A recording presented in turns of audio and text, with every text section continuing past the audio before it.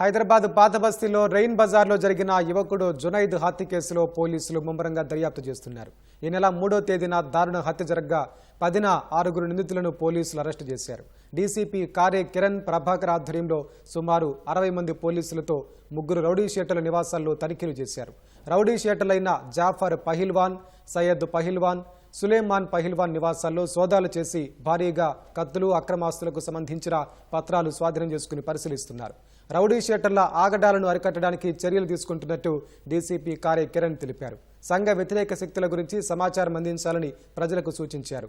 రౌడీల కార్యకలాపాలను సహించేది లేదన్న డీసీపీ ఉక్కుపాదంతో అణిచివేస్తామని హెచ్చరించారు.